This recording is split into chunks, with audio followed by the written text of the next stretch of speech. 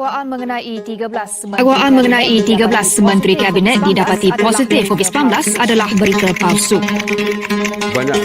Sebanyak 85 kes berita palsu sedang disiasat. Saya sendiri pun menjadi mangsa kepada penyebaran berita palsu.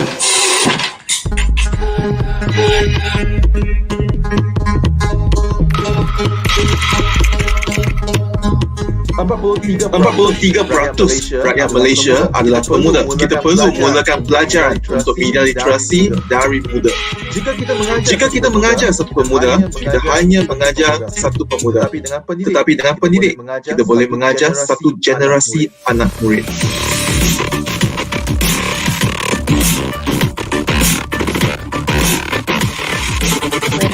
When I see my students, a lot of them are innocent. They will believe everything that is online. That's why they need education to know, which one they can follow, which one they cannot, and learn how to filter. For the teachers that are here, you have a unique opportunity to engage with them about media literacy that sometimes journalists don't even have. We get 3 minutes on Facebook, but you guys get to constantly reinforce a message. Suasana bilik darjah tersebut adalah suasana yang terbaik bagi saya untuk mempelajari sesuatu. Dan apabila kita menginstitusikan pengajian berkenaan dengan media, berkenaan dengan bagaimana kita membaca suatu berita, mendapatkan maklumat di atas internet, saya kira ini akan menjadikan pelajar tersebut ada struktur di situ yang mudah mereka fahami.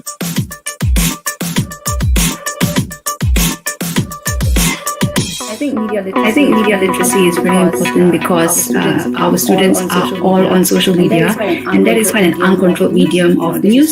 This is something that's really crucial for this time and age for students. Handphone dah ada kat tangan masing-masing. Kita ada akses to internet 24 jam.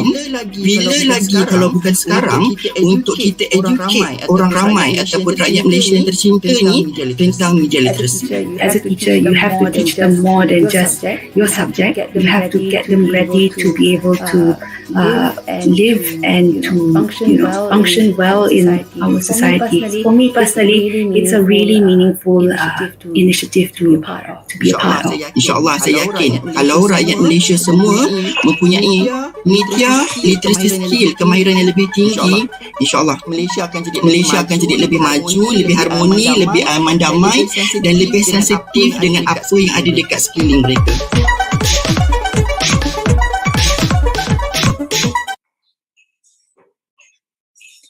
Hai semua, selamat sejahtera, selamat pagi. Nama saya Hazwani dan saya pakar media dan literasi informasi bagi Arus Academy. Selamat datang ke bengkel Pilihan Raya dan Maklumat Palsu. Pagi ini kami akan membincangkan apa peranan pendidik untuk menjadikan murid mengharungi lautan maklumat semasa PRU, Pilihan Raya. So bersama kita pagi ini adalah saya sendiri, pakar media literasi, Ken Yap daripada Fakulti Komunikasi dan Industri Kreatif, Haris Zainul daripada Institute of Strategic and International Studies, dan Ali Imran daripada MyCheck, bekas ketua MyCheck Malaysia di bawah bernama. Kita juga ada bersama kita adalah Cikgu Nurul Farina dan Cikgu Claudius Upin.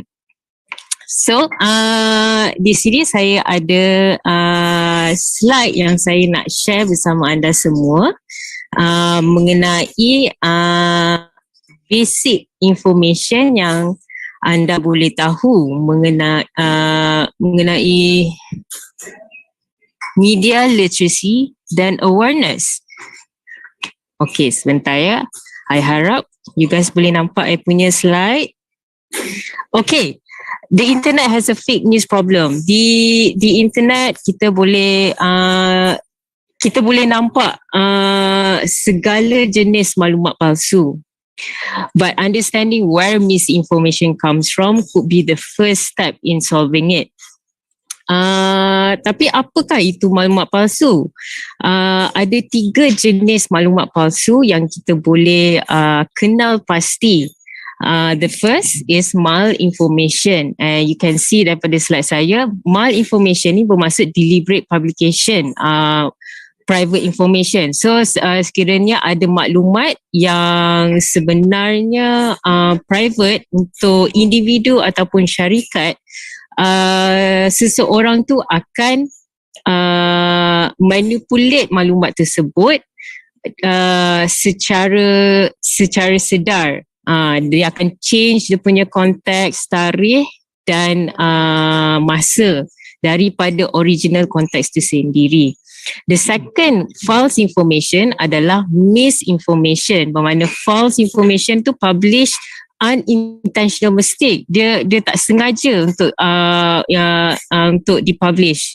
Tapi informasi tu tak accurate, dia tak tepat. Ada manipulation dari segi gambar, tarikh, statistik, translation daripada segala jenis translation, dan kadang-kadang maklumat itu outdated. Last but not least adalah disinformation. False information published with intention to cause harm. So sekiranya ada maklumat itu dipalsukan dengan niat untuk menghukum ataupun untuk menyakiti seseorang ataupun sesuatu syarikat, organisasi. So itu adalah 3 jenis maklumat palsu. Dan ada lagi 7 jenis mis and disinformation, iaitu setaya, misleading content, imposter content, fabricated, false connection, false context, manipulated content. So ada 7 jenis, dia banyak tau. So kenapa orang nak share maklumat palsu ni? Dia ada 2 sebab. Sama ada intentional ataupun unintentional.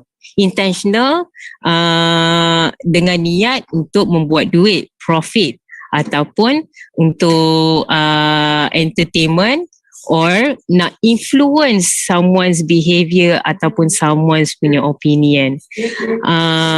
Unintentional, mungkin orang nak share maklumat palsu tu tapi tak sengaja, good intention, tapi dia ada bias dan echo chamber.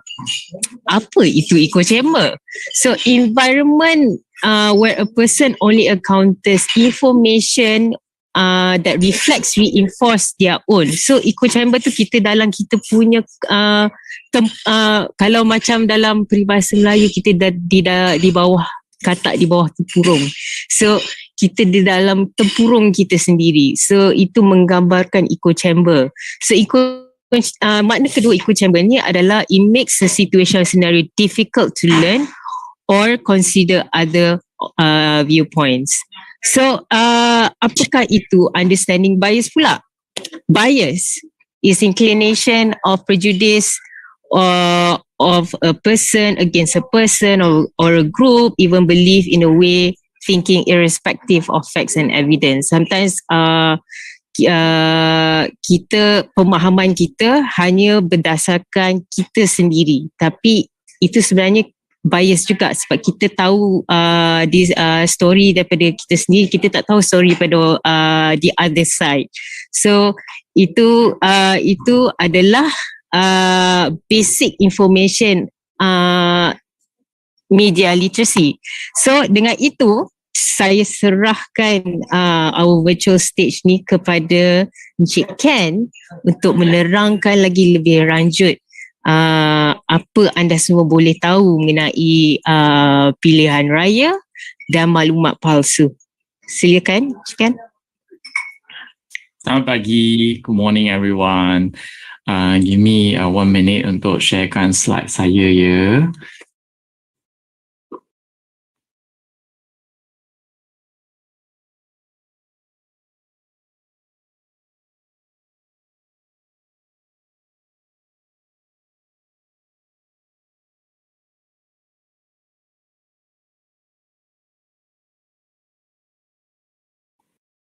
So I hope everyone can see my slide. And okay, hold up a second. It seems that got a little bit problems here.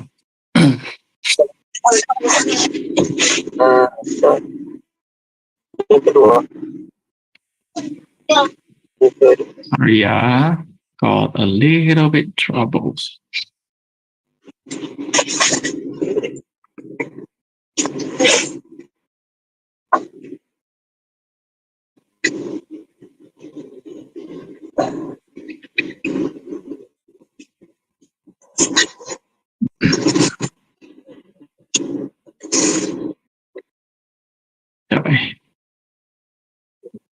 I think I only can share my slides in the sense of dia punya I tak boleh full screen. But is it okay? But now it's full screen, right? Yep, sekarang dah full screen, boleh nampak. All right. Okay. I think I'll just go in that way. Morning again, everyone. Thank you for having me today untuk cakap pasal pilihan raya dengan maklumat palsu. My point of view apabila saya tahu pembubaran parlimen pada 10 hari bulan 10 tu, immediately the first message that crossed through my mind is PRU 15 is equal to PRU peperangan maklumat ataupun peperangan info war. It will be like extremely goes into that. So plus sekarang kita dah ada undi 18, plus we have new voters, plus we have a lot of unforeseen situations, and maybe there are things that it is unexpected. It will be happens during this PRU 15. In PRU 14, we can see a lot of informations war already. Kita dah nampak banyak-banyak peperangan infos yang di mana kan mereka menggunakan WhatsApp, WeChat ataupun Instagram. Macam Cik Aswani tadi katakan mereka gunakan info tools, alat-alat info ni semata-matanya untuk mencapai sesuatu maklumat yang tertentu. Sama ada mereka nak memanipulasikan fakta ataupun nak menjelaskan apa yang tengah berlaku. So I wanted to share something first, but oh gosh. Okay, can you see my slides? Still can see, right? Allow me to use in this way. So this morning, I just want to share a little bit on this morning what I actually heard from the radio stations is where there's very meaningful statements that I heard on these radio stations that says that whatever that we do right now, apa yang kita bakal buat nanti the votings or the undis that we're going to do later on 19 November, itu bukan untuk sekarang. Itu adalah untuk masa depan kita. So he says that whatever that we do is not for the current us, but it's actually for the future then. So we are doing whatever right now is for the futures. In the context that we are doing right now, the futures are referring to our students. Despite that you are in sekolah rendah, sekolah menengah ataupun universities, you are doing it for them. And the problems right now is, do we really understand that kenapa kita mengundi? I mean, for us who has been through several stages of mengundi, for me, I've been started to vote in 2013, 2018. This will be my third times of voting. So for the generations, for our generasi ibu bapa ataupun generasi nenek datuk, adakah mereka faham kenapa mereka mengundi? So if they do not understand, the problem is our next generations, our current generations, the undi 18 also do not really understand why do we vote. So I just want to share these few quotes that I able to find from APA, American Psychology Association, to the teachers who are watching the streaming today to understand kenapa kita vote. Ada beberapa psychological punya aspect ataupun the intentions. Even though these articles is since then 2008 when they are analysing Barack Obama's and the Barack Obama stages of presidential election, tapi saya rasa statement-statement ini masih lagi berkaitan terus dengan keadaan di Malaysia sekarang. Pertama sekali, ada orang fikir kata voting ini is actually an expressions of the self-concept. Kita sendiri punya konsep, kita gunakan undi untuk membawa message saya kepada wakil-wakil. That is the expression of self-concept. Another intention is where people go to vote because they wanted to fit in. Ada orang mengundi, saya pun mengundi. Ada orang pilih X, saya pun pilih X. The second point. The third one is people who vote tend to be highly altruistic, and people who don't vote to be much more self-interested. Siapa-siapa yang mengundi itu adalah untuk orang lain ataupun untuk communities, untuk masyarakat. Siapa yang tidak mengundi untuk they are more self-interested, they cares about their own thing lah. And then number 4, people just think their votes makes a difference. Walaupun ada kajian yang menentukan votes basically doesn't really make a direct differences, but the narrative is where your vote are basically making a difference. So kata summary ni, dia nak bagi tahu satu message yang clear to us that basically votes it does matter. Well, on the 4th point that says that votes makes something differences, right? Sometimes we vote, right? We think that it is for the current us, like what I said just now. But example, in 2018, kan, people are basically expecting swift change overnight. Macam hari ni saya mengundi, kau jadi kerajaan. The next day, I wanted to see your whatever that you promise has to be delivered. But they do not really understand that the institutional problems that has been built up many years back, including why there is very low media literacies or information literacies among all of us. I mean, if you look into it, the other countries has been injected media literacies into their syllabus, but in Malaysia, we don't really have that. In primary, in secondary school, we don't have that kind of soft skill or even hard skill for the kids.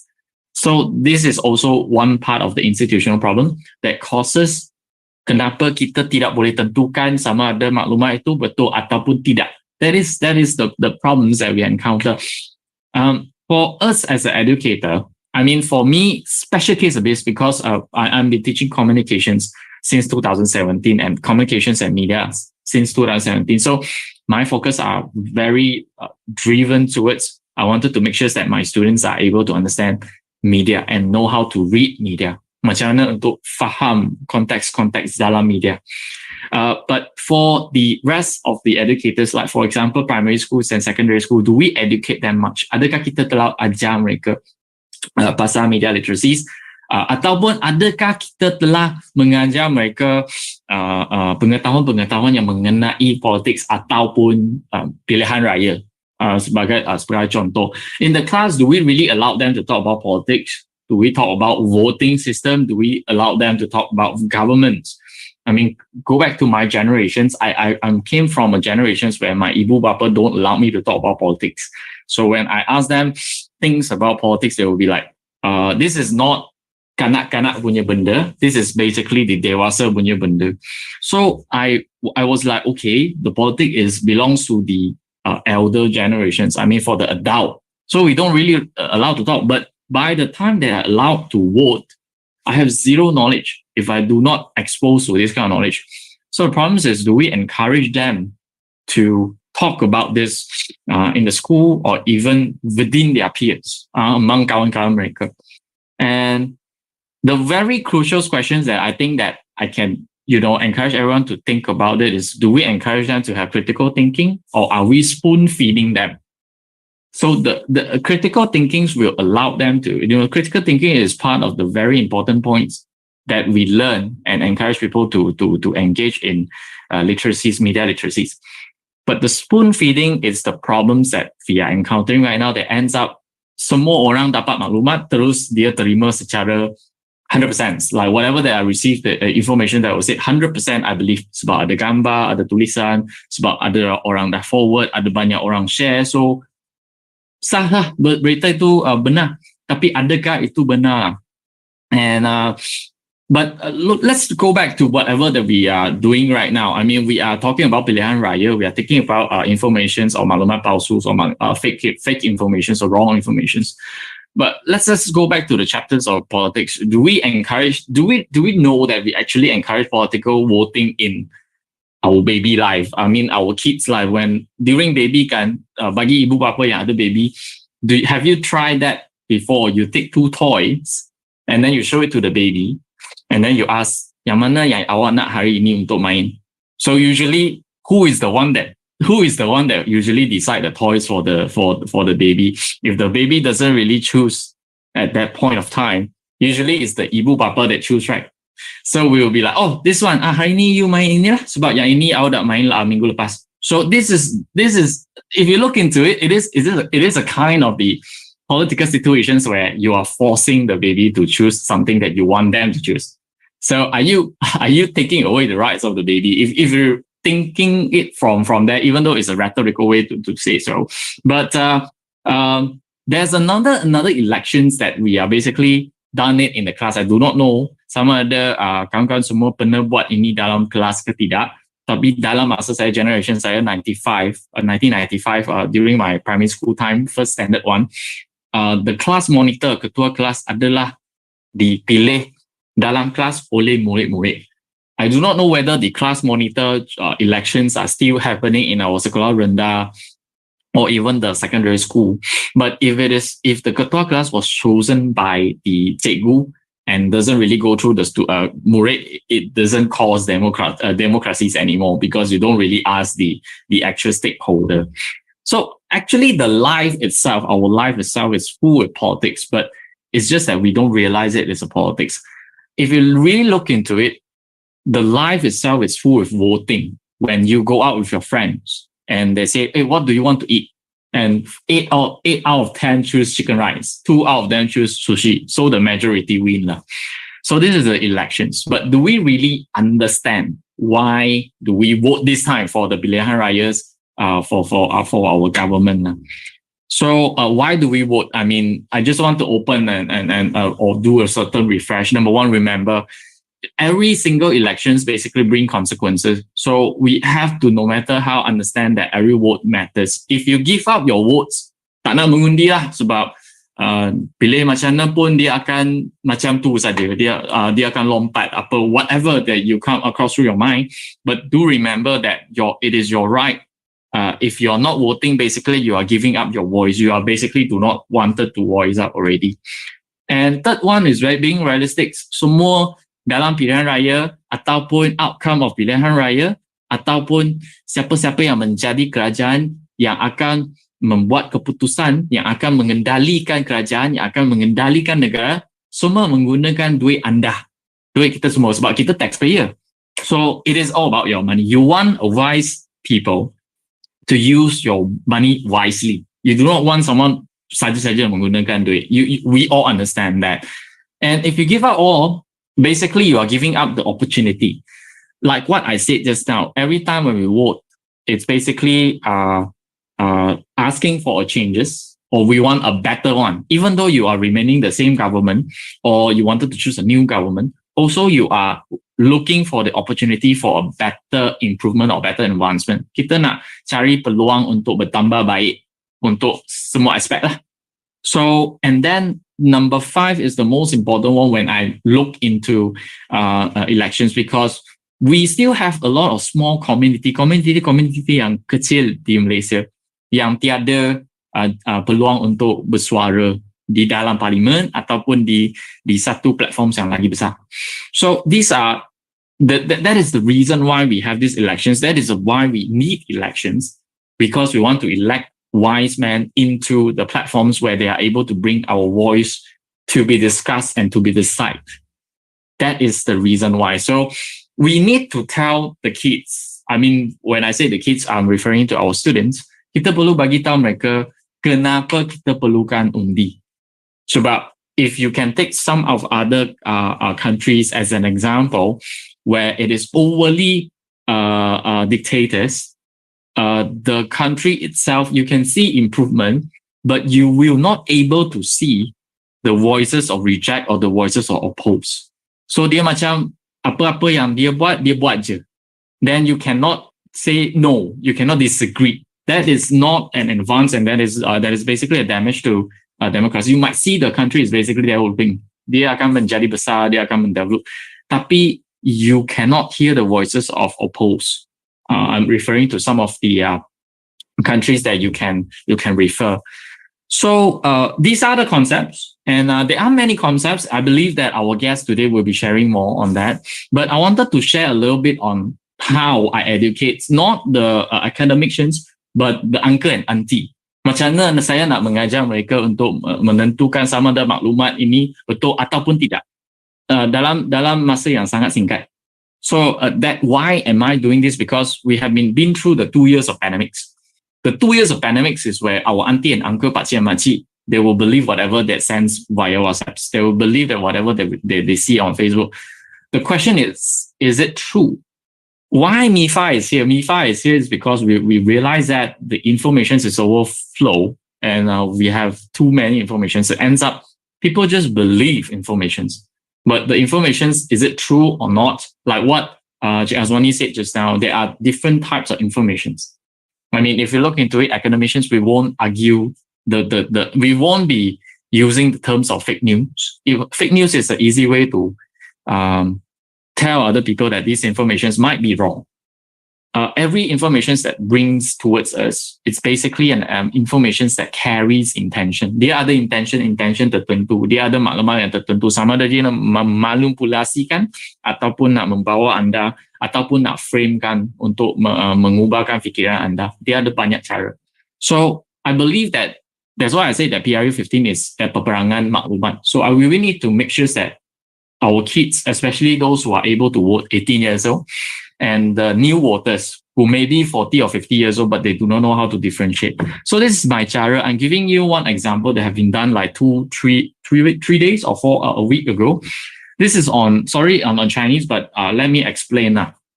I have received this information saying that screenshots indicating Tengku Mahkota Johor says that UMNO is a rubbish party and UMNO member is a rubbish. So when I receive these informations, I have this kind of thought that I will believe that a royal family member will not express in this way, even though sometimes we understand that the TMJ sometimes he's very vocal when it comes to towards the current affairs. We do understand that, but my first question is soalan pertama yang cross through my mind, TMJ akan cakap begitu ataupun tidak? Sama ada dia akan cakap secara public ataupun tidak. So immediately it turns up the sense of like, yang ni mungkin palsu kot. So I done a couple of Google search. I only use Google, dear. First, I check whether TMJ punya Twitter, yang ini adalah dari, yang inilah yang disirkularkan. So TMJ juga, dia tweet ni berlaku di tahun 2016 Jun 4 yang dikatakan dalam ini dipenuhi pemimpin sampah, mentaliti ahlinya sampah, semua ni cakap, tapi tweet ni 2016. So I check back whether this TMJ account profile tu TMJ yang betul tulen ke tidak. Tapi yang setahu kita TMJ punya Twitter account dia dinamakan dengan His Royal Highness Crown Prince of Johor dengan tweet handler dia HRH Johor II. So basically we know this, that it is it is not the real Twitter. So basically if you Google it dengan carikan perkataan-perkataan tertentu ataupun keywords, then you are able to go back to what is basically happening. So then let's find the news. Okay, let me find the news. Yeah, the keyword is TMJ UMNO sampah. So this is the keywords from the tweets. So if you search, then basically all the information has been shown, all the news has been shown that dakwaan tweet tertentu adalah palsu.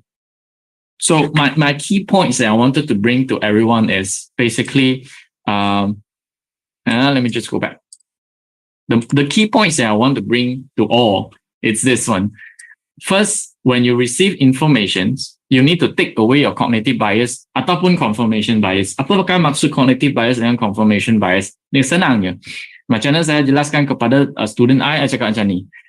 Cognitive bias ataupun confirmation bias, dia goes back to one key point here. I only wanna believe what I wanna believe. Those I don't wanna believe is absolutely wrong. Apa yang saya nak percaya itu memang betul, apa yang saya percaya itu tidak benar, memang tidak benar. So that's cognitive bias already lah. So you need to take away this one first. No matter how strong it is, take away first.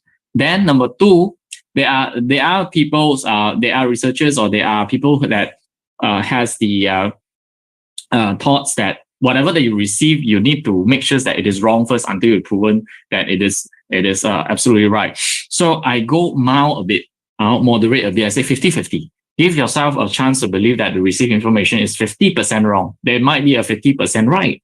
So because there is 50% wrong, then you wanted to prove that whether it is absolutely 100% right or 100% wrong, then Google it, check.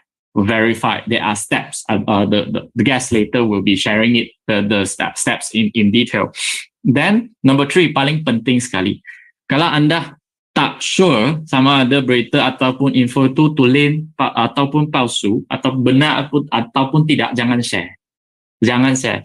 So if you do not sure about that, don't share first. And number 4 also, don't be lazy. It's very easy nowadays searching for information. Google, Facebook, Instagram, do whatever search that you can, as long as you are not lazy. Jangan malas. I mean, as an educator, we can't really give ourselves an excuse of being lazy. So because we need to make sure that our students are able to get the correct information, therefore, we need to be hardworking a bit. So you can verify from the source, and like just now, the tweets from TMJ, we check from TMJ. So we check the sources, and then we get from mainstream news. Kita dapatkan dari news mainstream, sebab their news are much more credible, boleh dipercaya. Okay, don't get from those kind of very weird website. Okay, those are very correct website. You basically able to detect which is the correct website one.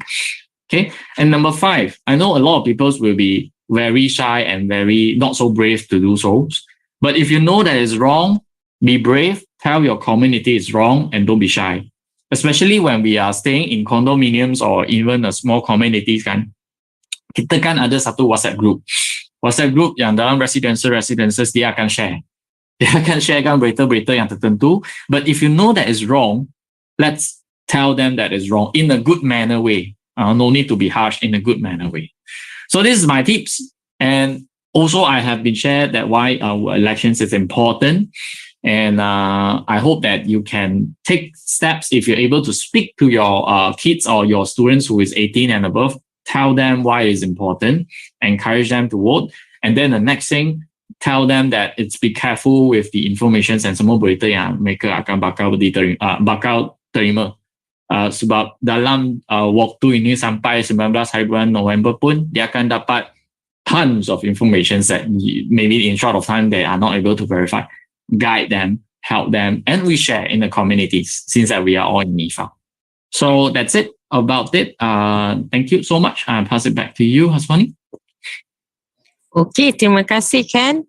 So sekarang kita ke next panel. Haris Zainul, penganalisa kanan daripada Institute of Strategic International Studies. Haris, persilakan. Bismillahirrahmanirrahim. Assalamualaikum warahmatullahi wabarakatuh. Selamat pagi semua. Seperti yang diterangkan, nama saya Haris Zainul, penganalisa kanan di Institut Kajian Strategik dan Antarabangsa ataupun lebih dikenali sebagai Institute of Strategic and International Studies, ISIS Malaysia. Sebelum saya mulakan pembentangan saya, biarlah saya mengucapkan terima kasih kepada Arus Academy kerana sudi menjemput saya untuk memberi pandangan tentang satu topik yang sangat rapat dengan hati saya. Dan dalam masa 10-15 minit ini, saya akan mengulas 3 perkara. Yang pertama adalah betapa seriusnya gejala berita palsu ataupun maklumat palsu di Malaysia, lebih lagi semasa waktu pilihan raya umum. Kedua, kenapa literasi digital ini adalah sesuatu yang amat diperlukan. Dan ketiga, apa yang kita boleh buat sebagai rakyat Malaysia, sebagai pengundi dan juga sebagai guru-guru untuk menangani masalah-masalah ini. Okey, pertama, betapa seriusnya masalah maklumat palsu. Saya tak ada slide lah, jadi korang kena tengok muka saya lah kot. Okey, pertama, betapa seriusnya masalah dengan berita palsu, maklumat palsu ni. Jika kita lihat pada PRU 14 yang berlaku di tahun 2018, kita ada apa ni? Kalau kita lihat interview yang telah diterbitkan oleh media company yang bernama The Wired, dia mengandungi satu interview dengan seorang bekas cyber trooper yang bernama Ratu Naga. Ratu Naga ni dalam interview tu dia telah mengakui bahawa dia telah control ataupun dia manage lebih kurang 80 orang cyber trooper yang kemudiannya menjaga lebih kurang beberapa ribu akaun di media sosial. Okay. Yang kedua, kita lihat juga pada tahun 2018 ada satu think tank ni, badan pemikir yang ditempatkan di Washington DC di Amerika Syarikat, yang bernama Digital Forensics Lab. Ia telah mengeluarkan satu report yang mengatakan bahawa lebih kurang 17,000 bot. Bot ni kira automated account lah di social media. Tak ada orang betul yang tengah control benda tu. Dia semua automated. 17,000 bot telah menyebarkan mesej pro kerajaan dan anti pembangkang sewaktu pilihan raya umum 14 pada tahun 2018. Kalau kita nak lihat lagi aktiviti-aktiviti cyber trooper pada tahun ini, pada tahun lepas, ada satu report yang baru diterbitkan oleh Dr. Benjamin Loh dan juga Puan Munirah Mustafa yang diterbitkan rasa minggu ni kot ke minggu lepas. Dan kalau yang berminat bolehlah tengok report-report tersebut untuk mengetahui dengan lebih lanjut aktiviti-aktiviti cyber trooper pada waktu pilihan raya umum. Dengan itu, kita dah tahu apa ni yang gejala memakai cyber trooper ni untuk menyebar propaganda, untuk menyebar maklumat palsu ni berlaku di Malaysia, terutamanya pada waktu pilihan raya umum. Tapi akibatnya pula kan, kalau kita nak melihat dari segi akibat, kita tahu ada beberapa akibat yang boleh terjadi daripada aktiviti-aktiviti tersebut. Pertama sekali adalah dengan penggunaan cyber trooper ni, kadang-kadang diorang boleh memesongkan ataupun memesongkan perbualan ataupun divert attention daripada topik-topik yang lebih serius. Memanglah kita dah nak mengadakan PRU ni bukan tiap hari, bukan tiap minggu. Setiap 4 atau 5 tahun PRU diadakan sekali.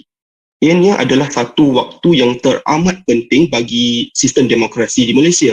Jadi kita sepatutnya memakai waktu 2-3 minggu sebelum PRU tu untuk mendebat, untuk mendengar perbualan-perbualan ilmiah yang boleh kita guna pakai untuk menentukan hala tuju negara dan juga siapakah yang patut membentuk kerajaan.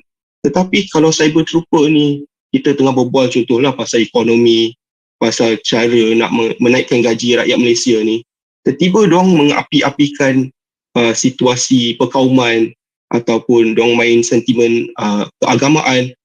Ini akan memesongkan perbualan yang sepatutnya berlaku sewaktu PRU. Akibat kedua, cyber trooper ni pula boleh diguna pakai untuk menyerang ahli politik lawan ataupun dia political opponent. Dan ini bukanlah sesuatu perbuatan yang sepatutnya dilakukan dalam satu demokrasi yang sihat. Dalam sistem demokrasi ini, kita sepatutnya berlawan dengan idea-idea yang paling baik. Dan di situlah kita akan menentukan siapa yang kita patut undi. Bukannya siapa yang paling teruk. Kan? Contohnya kalau saya tak suka lawan saya di kawasan saya ni, saya kata dia ada masalah mabuk, dia kaki perempuan dan benda-benda macam tu. It's not a healthy sign, it's not a healthy thing for any kind of democracy. That's something we don't want. Okay. Itulah first part saya, betapa seriusnya gejala berita palsu ni di Malaysia. Kalau ada soalan boleh tanya jugalah, saya open pada soalan-soalan yang mungkin anda semua ada. Part kedua saya adalah tentang kenapa literasi digital ni adalah sesuatu skill yang teramat penting pada zaman sekarang. Kita tahu bahawa penggunaan media sosial di Malaysia adalah hampir 100%. Hampir semua kita di sini ada akaun Facebook, akaun Twitter, akaun Instagram, TikTok, lain-lain. Kan? Jadi hampir semualah parti politik di Malaysia dan juga calon-calon politik akan mengguna pakai social media sosial dan juga aplikasi-aplikasi sebagai WhatsApp untuk menyebar manifesto dan juga messaging campaign mereka. Hampir semua maklumat yang berkaitan dengan PRU akan ada di media sosial dan juga aplikasi-aplikasi komunikasi seperti WhatsApp, Telegram dan lain-lain lagi. Jadi kalau kita ni tak ada digital literacy skill yang paling basic seperti kebolehan untuk menyemak fakta, macam mana kita nak menentukan bahawa informasi yang kita dapat tu tepat atau tidak, benar atau tidak? Jadi pada masa sekarang ni, saya rasa skill basic seperti sebarkan fakta tu memang semua orang kena ada lah. Yang kedua, kenapa digital literacy ni penting? Sebab kalau kita jumpa dengan orang biasa kat jalanan, sebagai contoh di alam betul lah, di physical world ni, kita boleh tahu siapakah orang itu. Tapi kalau di media sosial, kadang-kadang akaun tu tak ada nama. Kadang-kadang akaun tu gambar dia pun dia letak gambar kucing ke gambar anjing, tak tahu haiwan mana dia pakai kan. Jadi kadang-kadang ni kita tak tahu siapakah yang di sebalik akaun tersebut. Jadi bila perkara-perkara ini berlaku, ianya mungkin akaun tu akan membuat konten yang teramat bias kepada sesetengah pihak ataupun sesetengah calon, parti politik dan lain-lain lagi. Jadi kita sepatutnya juga perlulah kebolehan untuk menentukan bahawa source of information tu adalah kredibel atau tidak. Adakah akaun itu bias atau tidak, seperti yang Azwani cakap tadi dan juga saudara sebelum ini pun ada mengulas sedikit tadi. Ketiga, berkaitan dengan cyber trooper. Cyber trooper ni sebenarnya bukanlah satu masalah, it's not a problem in and of itself. Kewujudan cyber trooper ni tak sepatutnya menjadi masalah, sebab setiap parti politik nak menyebarkan message mereka di media sosial. Tetapi ini akan menjadi masalah jika message itu message itu terdapat berita palsu, terdapat bias ataupun untuk digunakan untuk menyerang pihak lawan. Jadi saya rasa kita juga perlukan skill-skill tertentu untuk menentukan bahawa akaun itu adalah akaun sebenar atau tidak. Jadi sebagai contoh, kalau kita guna pakai akaun Twitter ni, laman Twitter ni, kita tengok akaun tu, bilakah akaun tu diwujudkan, adakah ianya baru-baru ini sahaja, apakah konten-konten yang pernah diterbitkan oleh akaun tersebut, adakah ianya hanya konten yang political, adakah akaun ini ada gambar, adakah nama akaun ini terdapat beberapa nombor yang di belakang tu. Sebab semua benda-benda ni akan boleh digunakan pakai untuk menentukan sama ada akaun itu adalah akaun orang betul seperti akaun saya ataupun akaun yang telah dibuat untuk objektif politik dan ataupun untuk memesongkan perbualan umum sewaktu pilihan raya. Okey, ketiga, apa yang kita boleh lakukan apabila kita ni nak dapatkan maklumat daripada media sosial, daripada laman-laman web ataupun apa-apa maklumat dari online lah, senang kata kan. Kalau maklumat yang kita ingin dapatkan tu adalah maklumat dalam bentuk berita, news kan. Kalau when it comes to news ni, sepatutnya kita ambil berita ni daripada source-source yang kredibel. Contoh Astro Awani, TV3 dan lain-lain lagi. Sebab itu adalah professional media company, dia are news company. So sepatutnya mereka semua ni kredibel lah. Diorang ada journalistic standard, editorial standard dan lain-lain lagi. Standard-standard yang akan menentukan bahawa berita-berita yang mereka terbitkan adalah seimbang, tidak betapa bias dan lain-lain lagi. Kalau maklumat yang kita ingin dapatkan itu berbentuk pendapat pula, opinion ni bukan macam berita itu sama ada betul atau tidak, hitam atau putih. Tetapi apabila ianya melibatkan opinion ataupun pendapat ni jaranglah, kalau tanya saya, ianya black or white. Ianya biasanya kelabu dekat tengah-tengah, kadang-kadang ada yang betul, kadang-kadang ada yang tak apa betul. Lebih lagi pendapat ataupun opinion daripada khayalan ramai ataupun the opinions from the public. Bila kita nak mendapatkan opinion ni, saya rasa apa yang kita patut lakukan adalah untuk mendapatkan opinion daripada pelbagai sudut dan daripada pelbagai pihak. Sebab yang saya terangkan tadi, opinion ni terdapat pelbagai jenis, terdapat pelbagai bentuk. Ini bukannya semua betul, semua salah. Kadang-kadang ada setengah yang terdapat beberapa kebenaran dan beberapa kesilapan. Jadi apabila kita ingin mendapatkan pendapat, lebih-lebih lagi waktu PRU ni, saya rasa kita patut mendapat pendapat daripada pelbagai pihak supaya kita dapat melihat isu itu daripada pelbagai sudut. Dan apabila kita sudah dapat pendapat daripada pelbagai pihak, dapat melihat isu itu daripada pelbagai sudut, barulah kita boleh membuat keputusan ataupun membuat keputusan bagaimana kita ingin melihat isu tersebut. Jangan kita ambil pendapat daripada pihak yang kita sokong saja, sebab nanti kadang-kadang mereka pun ada bias. Kita dengar dulu apa yang pihak lawan ingin cakap sebelum kita menentukan apa yang kita hendak mempercayai. Dengan itu saya rasa saya tamatlah komen-komen saya pada pagi ini. Terima kasih sekali lagi kepada Arus Academy kerana sudi menjemput saya. Terima kasih. Terima kasih Haris. Okey, seterusnya kita ada lagi seorang speaker. Nama dia Ali Imran. Dia bekas ketua MyChat Malaysia di bawah naungan Perdana. Okey. Okey, kalau macam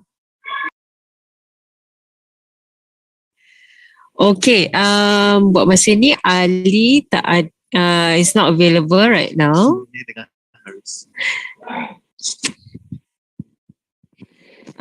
Sementara kita menunggu Ali untuk join, ada sesiapa di sini yang dah bersama kami daripada pukul 11.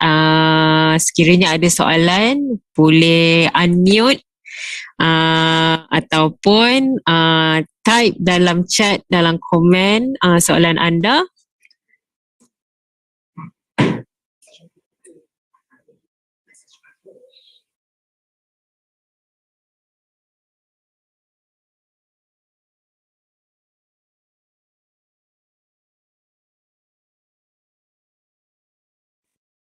Saya ada soalan lah. Boleh dengar? Saya nak tanya Encik Haris, adakah Malaysia, so kita cakap pasal misinformation semua tu kan,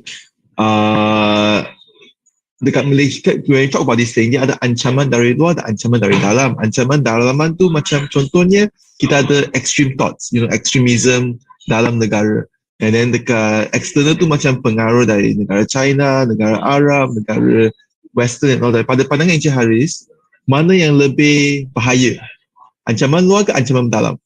Yang mana yang patut kita jadikan priority untuk memerangi? Okey, terima kasih atas soalan tersebut. Soalan yang sangat susah tapi saya cubalah saya jawab kan. Saya tak prepare pun soalan macam ni kan. Pada pendapat saya ni ancaman daripada pihak luar, contohnya negara China, negara Amerika, Arab ke apa-apa negara lah selain Malaysia ni sangat minimal lah pada pendapat saya, sebab kita ni bukan macam negara US, bukan seperti Taiwan di mana mereka ada situasi geopolitik di sana sangat berbeza daripada situasi geopolitik di Malaysia. Pada pendapat saya sekali lagi, saya rasa tak adalah negara-negara lain yang sangat bencikan Malaysia ni sampai mereka ingin mempengaruhi sistem demokrasi dan juga pilihan raya umum di Malaysia. Setakat ni saya tidak pernah melihat apa-apa bukti konkret yang akan menunjukkan bahawa terdapat ancaman daripada luar, tetapi ancaman daripada luar ni adalah satu benda yang kita tidak boleh nafikan sebagai satu realiti di mana media sosial ni kan kita tahu it's all interconnected. Kita boleh berbincang dengan sesiapa daripada negara lain. Jadi ancaman tu sentiasa akan ada, tapi pada waktu ini adalah sangat minimal pada pendapat saya. Dan saya rasa juga related lah ancaman daripada dalaman ataupun internal threat of information influence operations ni adalah sangat tinggi, sebab orang Malaysia ni ada insentif untuk dapatkan kerajaan tertentu, untuk mendapatkan ahli-ahli politik tertentu untuk diundi dan sebagainya. Jadi saya rasa kalau kita nak lihat skala betapa serius ancaman ni, dalaman sangat tinggi dan daripada luar agak rendah lah ataupun minimal pada pendapat saya. Terima kasih. Ada lagi soalan daripada hadirin yang lain? Jadi tadi saya punya soalan dia lebih juga kepada bila saya sebut tentang ancaman luar kan, I also would like to bring the attention contohnya radicalization. Kan ada, sebab I tengok ada berita kan, so ada macam yang terrorist cell dia nak recruit dari Malaysia So dia akan gunalah misinformation macam kata, I don't know, maybe like, kita kena, how turning Malaysia into like Islamic, proper Islamic state ke apa, like all this ancaman dari segi macam terrorism. That's what I mean lah. Adakah itu satu ancaman yang nyata ataupun satu yang actually is not a big deal? Soalan somehow jadi lagi susah tau. Ingat dah settle lah tadi. Aduh.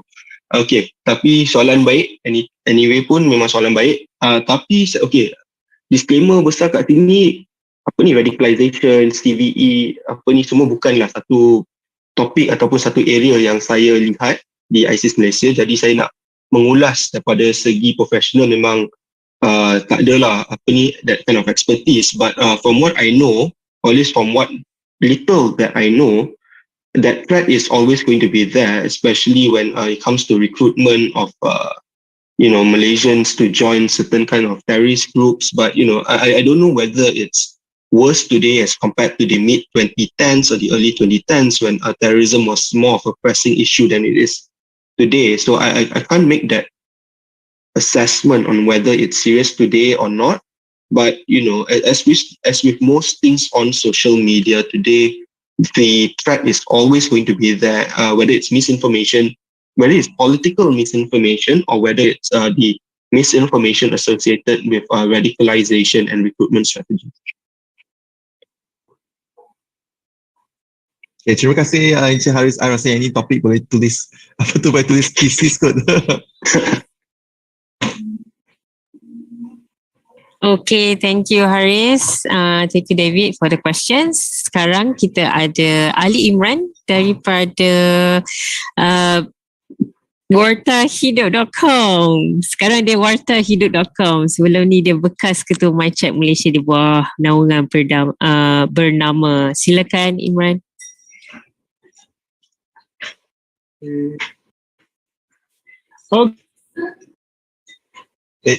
Line. Okay, selamat tengah hari. Seruang yang diberi, nama saya Ali Imran. Pertama, kepada pengajar saya mohon maaf banyak-banyak atas kelewatan untuk hadir. Tidak adalah yang boleh disalahkan melainkan diri saya sendiri. Dan saya akan gunakan ruang yang ada pada pagi ini untuk bercerita sedikit tentang topik yang kita bincang pada hari ini. So, sebelum kita pergi jauh, izinkan saya, just allow me to share my screen so you all can Wani, can you just confirm with me if you can already see my screen? Okay, cool. Okay, the topic that we have today ataupun topik kita pada pagi ini adalah pilihan raya dan maklumat palsu. Peranan pendidik menyediakan murid mengharungi lautan maklumat semasa PRU. Seperti yang dinyatakan tadi, nama saya Ali Imran dan saya dahulunya adalah ketua di MyChat Malaysia, di mana MyChat Malaysia adalah satu inisiatif oleh bernama untuk membuat semakan fakta. Dan saya bertuah sebab saya menjadi orang yang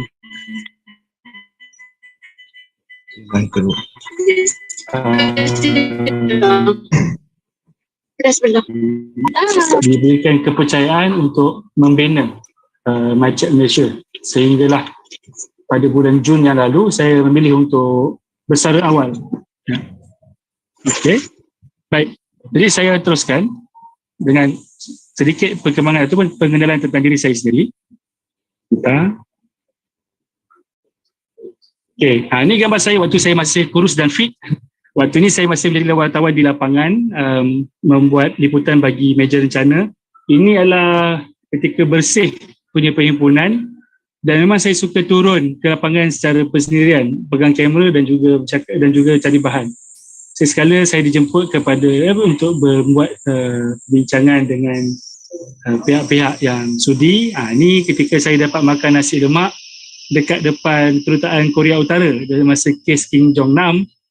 Ini ketika di rumah betul nama dia Presiden Mugabe di Zimbabwe. Dan ada rezeki saya juga berminat dalam dunia buku, dan ini ketika saya membuat pembentangan tentang cara bagaimana orang-orang buku boleh rapat dan juga mesra dengan media. Masa banjir di Mani Urai, saya juga diberikan kepercayaan untuk turun pusing satu Kelantan semasa seminggu untuk dapatkan bahan-bahan yang menarik, especially tentang semangat orang Kelantan untuk bangkit daripada musibah. Dan di akhir kerjaya saya dalam di Bernama, saya banyak melibatkan diri dalam dunia fact checking, semakan fakta, dan sekali-sekala dijemput jugalah untuk memberikan pembentangan. Jadi pada yang belum pernah lihat, ini adalah laman My Check Malaysia. Kalau website dia My Check Malaysia Check. Tapi sebab saya yang menjadi orang yang mengerjakan benda ni, saya kata sengaja saya letak nama My Check sebab saya ada aura orang utara, jadi My Check My. So Marilah check, something like that. Okay. So this is how I started. Walaupun saya masih jadi wartawan, when I was still a journalist, I have used my personal website, my personal Facebook account to work on fact checking, and this for me, this is the best way to counter misinformation when it comes to picture-based misinformation. So you screen grab, then you scribble on the picture and tell people why it is wrong. So this is when the misinformers were still noobs and still newcomer. So they make easy mistakes. But nowadays, it is not as like that anymore. Okay, they are more complicated and things like that. So what I will share with you is our experience in My Check.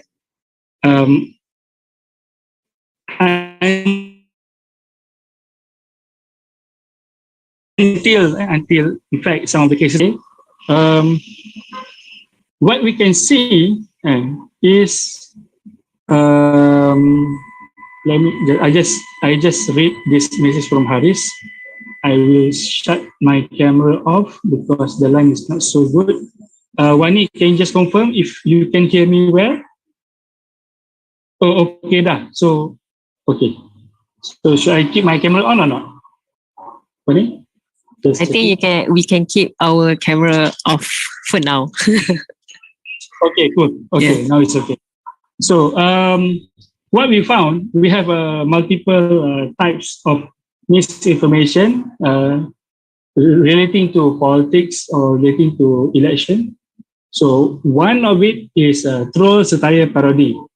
So, there was one wonderful evening. I was sitting in the office, then suddenly the whole department become hoo-ha. Like something like a bomb has just dropped. And I just found out that, let's see, I think, okay. This poster went out, and this was during Sabah election, and Sabah state election. So what happened? Musa Aman tidak bertanding. Okay, tak ada masalah lah. And no issue with that. The thing that made Bernama terkejut is this. Is this part where people in general read bermama as bernama.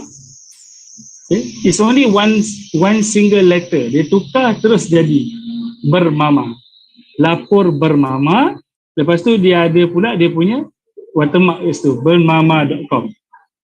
Jadi orang takut dan orang telefon bernama. Betul ke? Betul ke? Dan daripada orang pangkat kecil sampailah pangkat besar, telefon bernama. Jadi memang takutlah orang pangkat bernama. Kita telefon kita punya Sabah Biro. Betul ke ada? Rupanya memang ini hanyalah satu poster yang dia buat, dan dia adalah, saya consider dia sebagai sebuah satire atau parody. Sebab dia bukannya berniat untuk, ataupun dia bukannya menulis nama bernama. Dia tulis nama bermama. Jadi ini satu perkara yang kita tengok, dan lepas tu kita buat report lah. Poster rancangan besar Musa Aman untuk tidak bertanding. bukanlah terbitan bernama. This is a big thing for MyChat, because when we establish MyChat, we put it clear that we do not want to be involved in anything political. So when this comes in, we were like, okay, this is political related, but MyChat do not want to get involved in anything, that picture MyChat as a political tool, because it is not. It's supposed to be for the people. So, but we still do it because for us, this is where people get, misinformed on the source of news. They thought it is just a simple spelling mistake, but in fact, it is actually intentionally done. So we also found later in the same report, we highlight to our readers that even other news houses have their own parody account. Astro Awani, we have Astro Awani. Harakah Daily, we have Harakat Daily. And Bernama, of course. Bernama, we have Bermama, Bermana. And we have Bawang Mana, things like that, okay? Identity is about the same. They use the same color. They also use letter B as one of the important elements in the logo, but the name is different, okay, and the font is different. But for the public, it is similar. For them, as long as it reads the same, baca bunyi sama, betul lah tu. Dia orang bayang macam tu. So bukan sahaja dalam dunia dalam era politikal di zaman-zaman pilihan raya ni, bukan sahaja media houses yang menjadi target, tetapi jabatan kerajaan juga boleh dijadikan sebagai target untuk menimbulkan persepsi. Dulu yang dah pernah kena ini, ini JAKIM. Okay, JAKIM official. Lepas tu ada satu lagi juga, dia pun letak juga lambang JAKIM dekat situ. Tapi lambang dia lain, dia punya Twitter handle dia pun lain. Jadi jabatan-jabatan kerajaan yang sensitif, yang berkaitan agama, berkaitan bangsa, itu hati-hatilah, hati-hati, sebab dia punya dia benda-benda yang rapat dengan kehidupan kita sehari-hari. Kita marah bila orang kutuk agama kita. Jadi orang gunakan peluang tu untuk jadikan ataupun untuk cucuk kita sampai kita termakan dengan dia punya bahan. Okay, that's one on parody. So that's what we found, parody. Number two, issues. Issues, maksudnya the common people issues seem, one baca sekali seems to be true. Betul lah ni, saya pernah nampak. Contohnya macam gambar ni. When we get this one, masa PRN Sarawak, Sarawak State Election.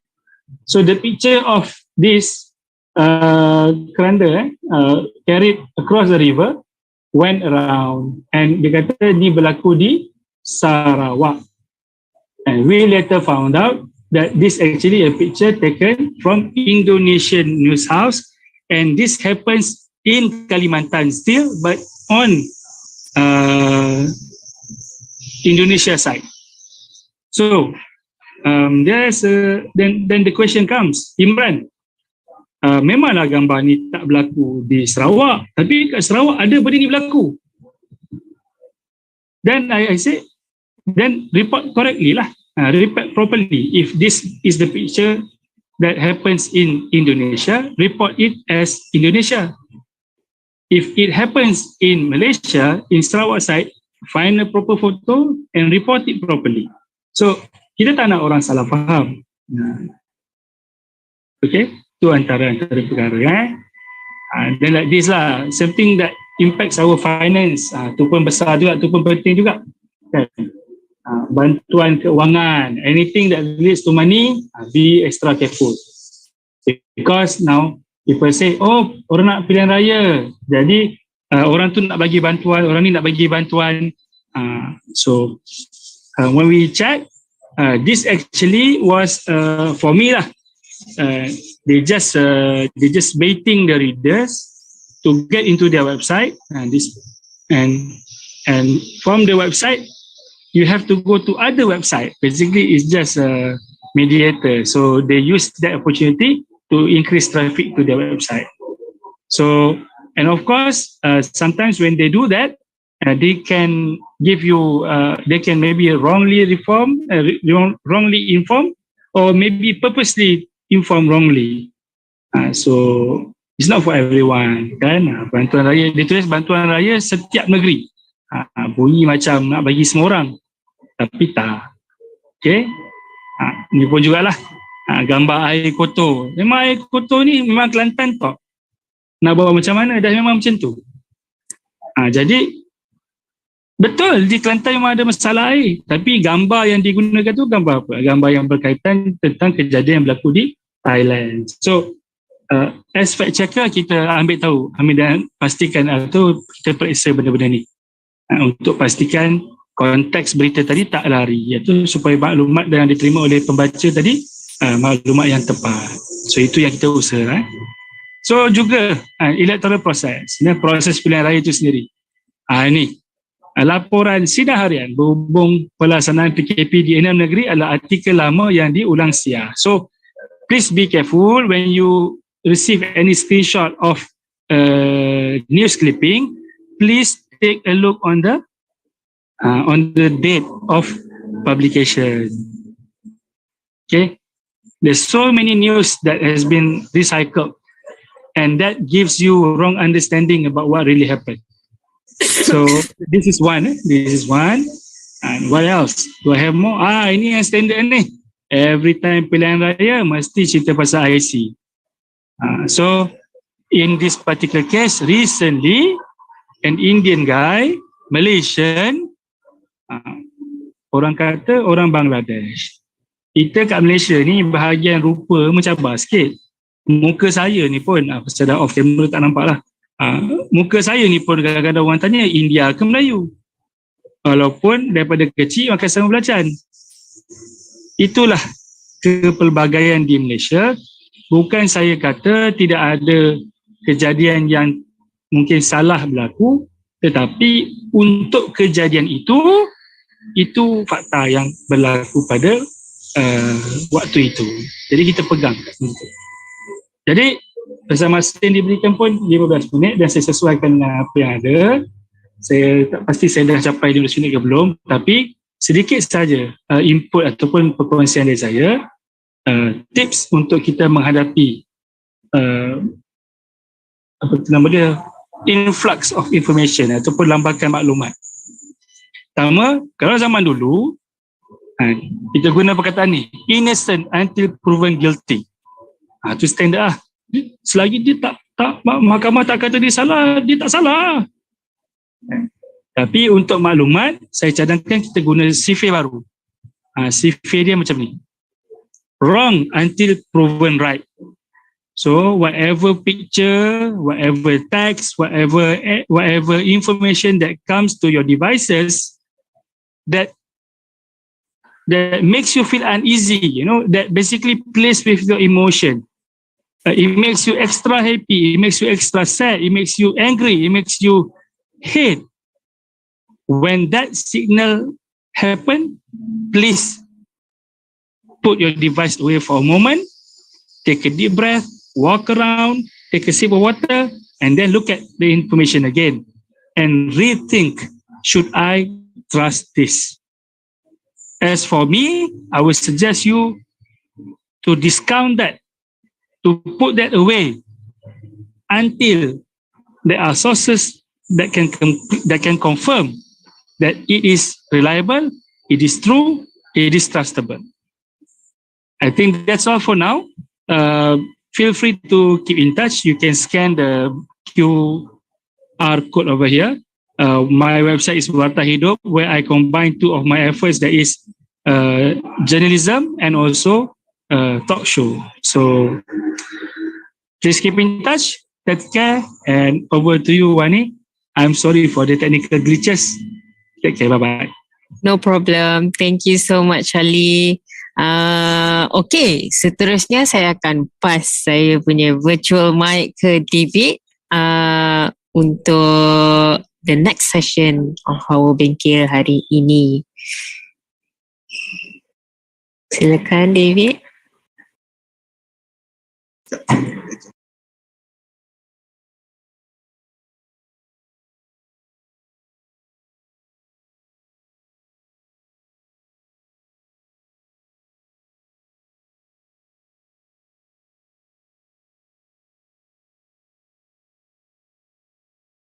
Okay, hai semua. Saya rasa saya punya kamera tak boleh on. So, sementara itu, just bagi saya 10 saat. Okay. Sebab saya pun tengah jaga teknikal dekat situ juga. Saya kena make sure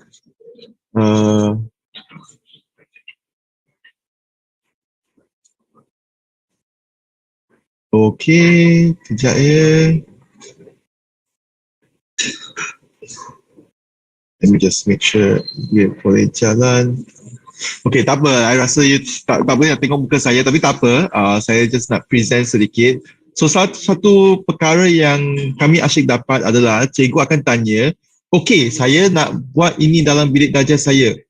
Macam mana? How do I start? Where do I start? So, there are a few things you can do. Number one is, anda boleh pergi ke arus.cc/mea untuk untuk melengkapi diri dengan kemahiran literasi media dan maklumat. That is the first step. Okay, arus.cc/mea. Okay, ataupun apa yang cikgu boleh buat adalah, kalau cikgu rasa, I don't have time, someone is,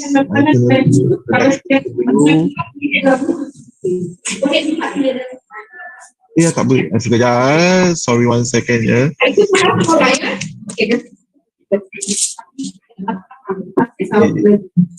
I'm so sorry.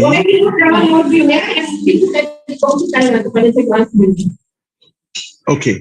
I kena make sure semua orang mute. So, another way also, kita dah sediakan satu aktiviti untuk cikgu buat. So, cikgu tak payah go through all the courses, it's okay. Tapi cikgu just senang sahaja, cikgu just suruh just masuk arus.cc/mea, cikgu scroll ke tepi sini, Global Media Information Literacy Week, dan cikgu sama ada scroll sampai ke bawah, tekan sini, bawa literasi media dan maklumat ke bilik darjah anda tahun ini, ataupun cikgu boleh klik dekat tepi sini. Okay, so kita dah sediakan satu aktiviti celik media untuk cikgu buat bersama murid. Aktiviti ini dia akan ambil masa lebih kurang 60 minit, so kami cadangkan cikgu boleh buatkan aktiviti ini semasa cikgu relief. Okay, waktu relief tak tahu nak buat apa kan, it's okay, kita sediakan aktiviti, cikgu boleh buat bersama dengan murid. So nanti kita akan alami aktiviti ini kita sendiri yang akan dibawakan oleh Cikgu Farina daripada Kelantan dan juga Cikgu Claudius daripada wilayah Persekutuan Labuan untuk go through this online activity with you. Okay, aktiviti ini kami dah buat lebih kurang 3-4 kali. Every time we do this activity, semua cikgu suka. Dan semua cikgu tanya, okay, saya suka aktiviti ini, saya nak buat dengan murid saya. Bagaimana saya boleh buat dengan murid saya? So kami dah sediakan, we hear your question and we prepare the answer for you already. Kami dah sediakan aktiviti ini, bukan sahaja boleh buat online, tapi kami sediakan dalam bentuk offline. Maksudnya, nanti kita akan jalankan aktiviti ini secara online. Tetapi bila cikgu buat dalam bilik darjah, kami dah sediakan worksheet kepada cikgu, kami dah sediakan dengan panduan guru. So instead of semua orang kena ada laptop, hanya satu orang saja perlu ada laptop, iaitu cikgu sendiri.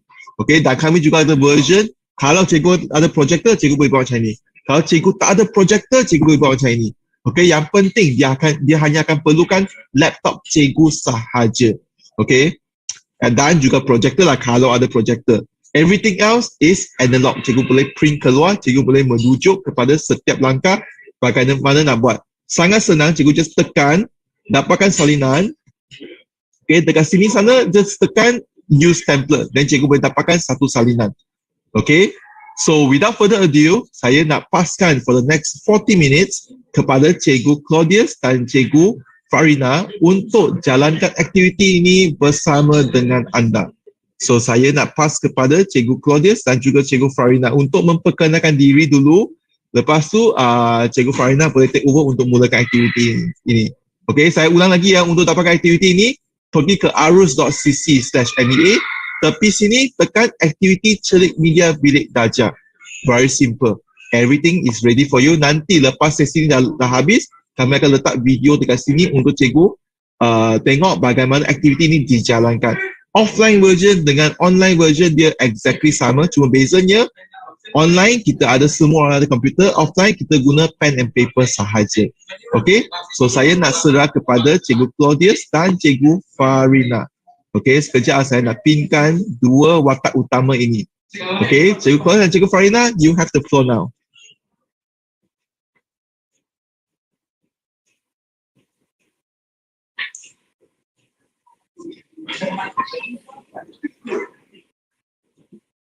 Okey, Cikgu Claudius boleh silakan diri. Okey, baiklah. Selamat tengah hari untuk semua. Pertama sekali terima kasih kepada Arus Akademi kerana telah memberikan peluang kepada kami untuk menceritakan ataupun menerangkan cara-cara bagaimana menggunakan kit pengajaran berkenaan dengan celik media ini. Jadi saya Cikgu Claudius dari wilayah SMK Ranca-Ranca, wilayah Persekutuan Labuan. Bersama saya juga Cikgu Nurul Farinah yang mana beliau akan menerangkan lebih lanjut berkenaan dengan cara penggunaan kit pembelajaran semasa cikgu merelief kelas lah. Dan untuk makluman, saya dapat bayangkan yang sekarang ini kemungkinan besar banyak guru sedang merelief kelas-kelas guru-guru yang lain. Jadi bahan ini boleh digunakan terus. Okey, diharap boleh dengar ya. Dan lagi satu perkara yang paling penting, kalau cikgu-cikgu tadi tak dapat cek di manakah laman web tersebut, mudah sahaja boleh terus pergi ke portal Delima ya, portal Delima, dan dalam portal Delima tu ada ikon ataupun ada logo MIFA dan di sana cikgu-cikgu boleh klik sahaja ikon MIFA itu. Jadi saya serahkan kepada Cikgu Nurul Farina. Dipersilakan Cikgu Farina. Okay, terima kasih Claudius, terima kasih David. Jadi kita seperti yang Cikgu Claudius dah kenalkan saya tadi, saya Cikgu Nurul Farina dari SK Desa Pahlawan, Kota Baru, Kelantan. Okay, Claudius boleh ni slide? Ya. Yeah. Okay.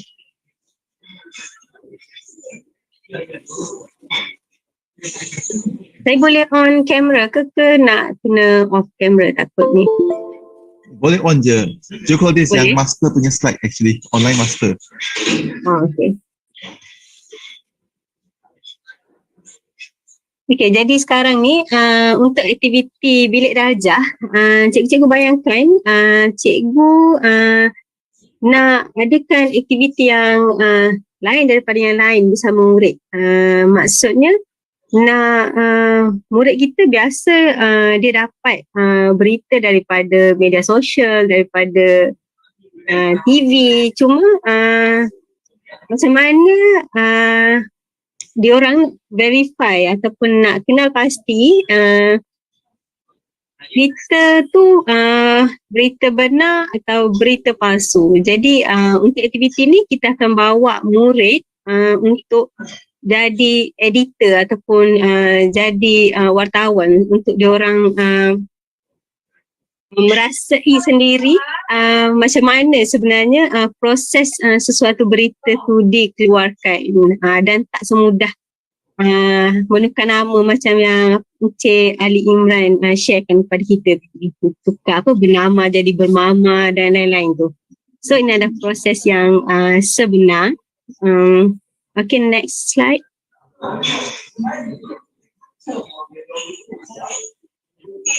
Okay, untuk media conglomerate ada beberapa ada beberapa dan biasanya cikgu-cikgu memang tahulah media prima ada TV3, ada TV9 dan lain-lain yang cikgu boleh tengok sendiri dekat paparan tu.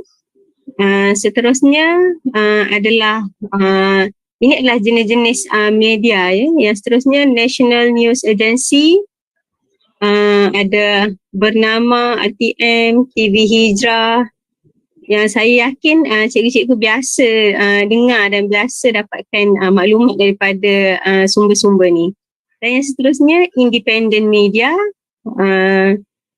Yang ni chili sauce dot my, between the lines, Malaysia kini.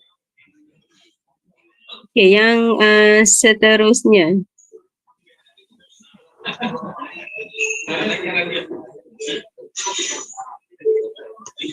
Okay, sekarang ni kita bayangkan ada news. Semalam keluar dekat news pasal notice of unsheltered water disruption following pollution at treatment plant for up to 3 days on 20 February. Okay, and then dia kata dekat situ, water disruption following pollution at treatment plant. Maksudnya dia kat sini ada gangguan bekalan air dan apa puncanya adalah unidentified pollution at rantau panjang. Maksudnya punca kenapa air tu tercemar kita tak tahu lagi. So macam mana kita nak dapatkan maklumat tentang punca air tercemar? Okay, and then yang ni biasalah dekat WhatsApp, your typical morning message from mom with a side of viral message. Contoh mak tu dia hantar, your auntie forward me this. She say the water disruption is because of this very serious pollution by some tycoon factory. Okay, so dia tanyalah, nak tahu benda tu betul, berita tu betul ataupun tidak. Ada gambar sekali. Gambar tu entah daripada manalah bila dah masuk dekat WhatsApp ni kan. Okay, so next. Okay, kita dengar ni dulu Look, there's this WhatsApp message circulating around on the cause of the water disruption. I know, it's nothing new, but I think that it's boleh worth dengar. checking out. Kalau Can boleh, you go investigate? minta respon sikit kalau boleh dengar. Okay, thank you. Look, there's this WhatsApp message circulating around on the cause of the water disruption. I know, it's nothing new, but I think that it's worth checking out. Can you go? Okay, so tadi sebab sekarang kita tengah jadi editor kan, so tadi bos dah hantar voice note suruh pergi check apa sebenarnya yang sedang berlaku. Okay, so kita sebagai wartawan kita akan turunlah time for some groundwork. Okay, so bila pergi tu kita nampak ada polis. So bila ada polis ni, apa yang terlintas dekat fikiran cikgu-cikgu sebenarnya? Bila katakan cikgu pergi and then nampak ada polis. Apa yang cikgu-cikgu fikir mula-mula sekali bila nampak macam tu? Ada yang nak respon ataupun dekat chat pun boleh.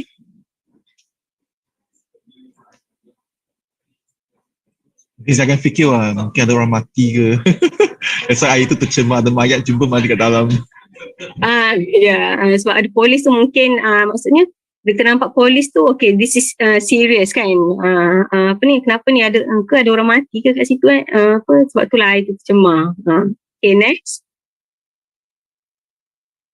Okay, so sekarang ni bila kita dah pergi buat groundwork macam tu, kita akan kita akan cari eyewitness. So kita akan dengar, maksudnya kita akan check dengan diorang punya diorang punya saksi. Maksudnya kita nak tahu kenapa ni, diorang tahu apa tak. Okay, so kita dengar dulu daripada Pak Hisham.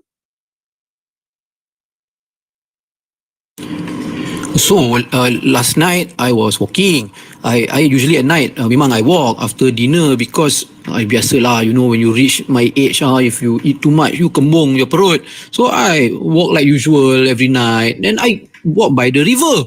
I saw a group of people, really, it was very obvious. All of them wearing the same t-shirt. The t-shirt lah, the bloody Perikatan Kebangsaan t-shirt lah, all wearing the same t-shirt. All sitting near the river there. I tell you, I saw them throwing things into the river, They throw stuff in the river. But actually, because sometimes I dah tua kan, I absent-minded sikit, I didn't bring my glasses lah, so maybe lah they were throwing stuff in the river. But but for sure, that one confirm I can tell you, they all wear the baju, the t-shirt, the Perikatan Kebangsaan t-shirt. I think they purposely want to sabotage us, They want to sabotage current party, impian. I tell you, so obvious lah, blue color. That one can confirm punya lah. Memang confirm lah. Okay, so kita bincang dulu yang Pak Hashim ni. Tadi maksudnya bila Pak Hashim punya statement tu, apa yang kita akan rasa ragu sikit lah dengan dia punya statement tu. Apa yang buat kita jadi ragu dengan dia punya statement tu?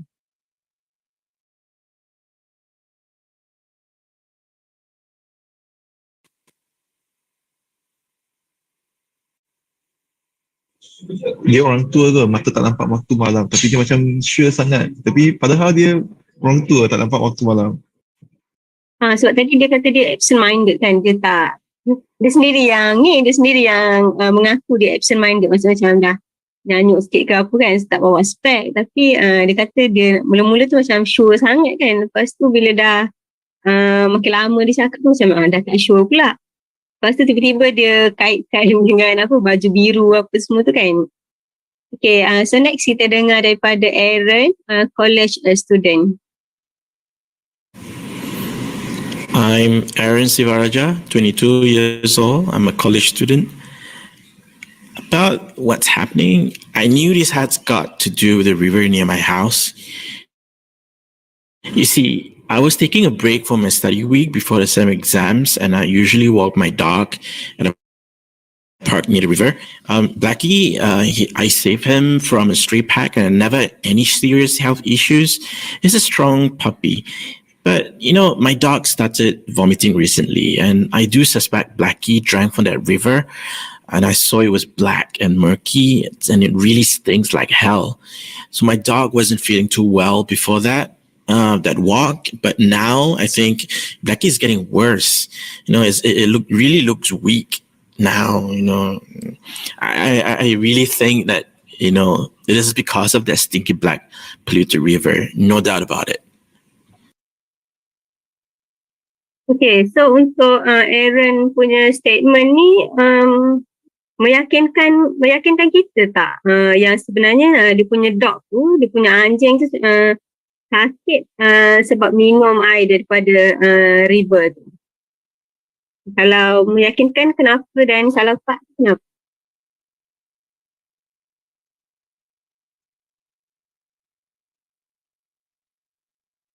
Tadi dia kata dia bawa dia punya dog tu jalan-jalan, and then dia punya dog pun cuma ni lah dog yang dia jumpa dekat stray dog yang dia bela. And then dia cakap sebelum jalan-jalan tu dia punya dog tu dah macam tak berapa sihat. And then bila lepas dia bawa dia punya dog tu pergi jalan-jalan, and dia suspect dia punya dog minum air daripada sungai tu, dia punya anjing tu getting worse. Okay, so kita boleh conclude tak yang dia memang sebab air tu? Dia ada bawa anjing dia pergi jumpa doktor tak? Macam tak berapa percaya. I mean, boleh percaya jugalah, tapi juga kena ada confirmation jugalah. Okay. Okay, so next daripada Lee Mei Lee, 55. Hey, hello. You are the reporter, huh? Okay, now I see you know Indian, huh? Only I tell you, actually I think I know who go and, you know, make the river like this. Aduh, because I stay nearby, just across the river ni. You can see from here my house, the green one, and here no police, Later, you can go there. You take some water lah. Take what They say sample. Then you go and test lah. Why the river becomes so polluted? Ayo, we live here very not healthy one I tell you, if you ask me lah, I think it's the Indians law. Because my friend, they got share this video, then they send me I can show you, I play you see. Now, you can see all these people, they throw something in the river. So many tongs around them. Ayo, now I remember. No wonder 2 days ago, I suddenly smell something very strong, very 很臭 like that lah. And then I come out from the house because I want to find my way. I think it's from the river lah. because I cannot tahan. Then must be them lah, because this area is a very Chinese area, most of us are Chinese here lah. Takkan the Chinese want to go and sabo the Chinese themselves, right or not? Wait later, if you want, I can share the video with you one. Actually, I just want to be a good citizen. If I can help, I help lor. But now COVID time actually my husband he no working now, and every morning I go work lah. I go to the pasar and sell the fish with my friend, 很辛苦leh. So I want to ask lah, if I give you all this information, got money or not? 200 ringgit. Oh, okay lah, 150 got or not? 150. Okay, so this part untuk Aunty Lee Mei ni, I think banyak benda kot yang kita macam boleh highlightkan atau boleh extract daripada dia punya statement tu. Apa yang cikgu-cikgu nampak isu yang dia cuba bangkitkan tadi. Ini sangat racist. Ya, dia sangat racist kan. Dia macam sebab dia Chinese, pasal dia kata tak mungkin lah Chinese nak sabotage kawasan Chinese sendiri, and then dia macam blame Indian. Lepas tu apa lagi, sebab dia ada video tadi kan pagi, and then dia ni apa sebelum dia bagi video tu.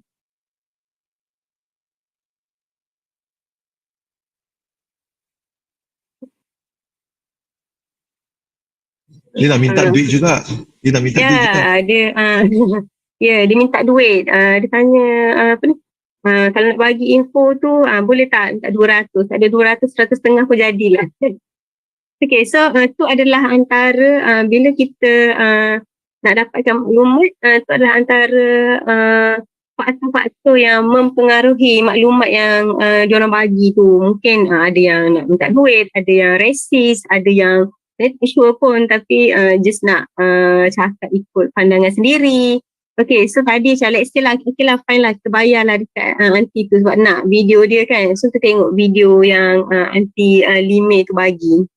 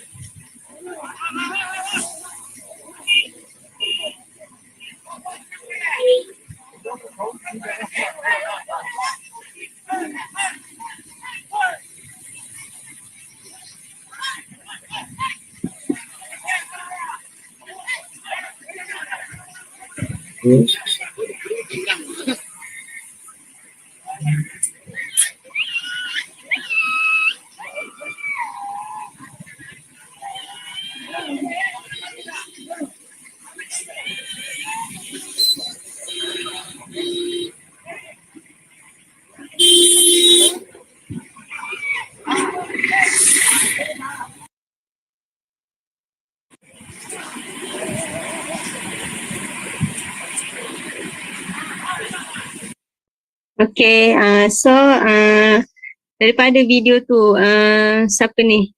Cikgu Jo. Is this really in Malaysia? Seram. Okay. So from the video, apa yang cikgu-cikgu nak cakap pasal video tu? Macam sekarang ni kita tengah cakap pasal sungai dekat Malaysia. So daripada video tu, daripada video yang Aunty Lime tu bagi, apa yang cikgu-cikgu boleh cakap? Lori itu bukan dari Malaysia. Ada lori begini di Malaysia. Ya, ada lori macam ni kat Malaysia, and then cuba tengok dia orang punya pakaian, dia orang punya apa ni dah bukan apa, ni sungai ke apa tu? Okay, kat India tu, maybe video ni pada India, and benda ni sangat typical ya, benda ni sangat sering berlaku dekat ni lah, dekat kita punya persekitaran ataupun kita punya news environment, sebab biasanya macam tu lah, bila macam makcik ni dia suka share video entah daripada mana dia dapat tu, terus percaya, lepas tu share masuk dekat WhatsApp semua kan. Okay, so next.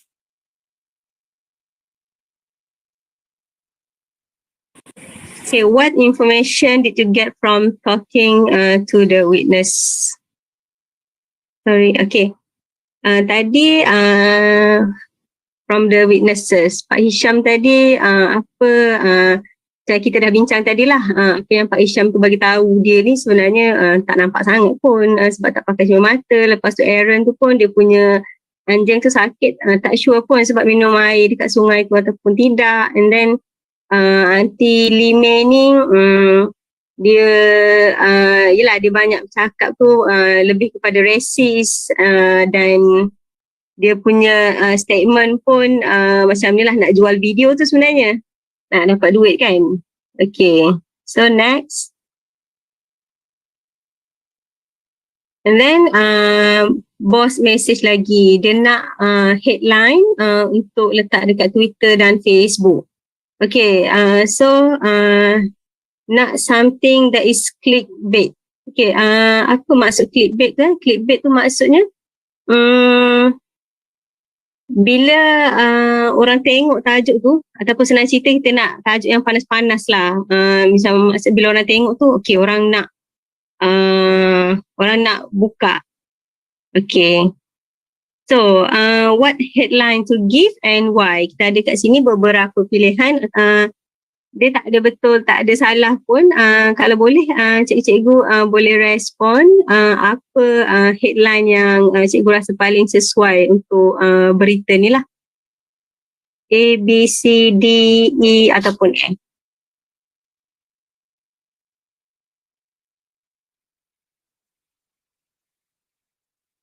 Buat duit guna cover panas.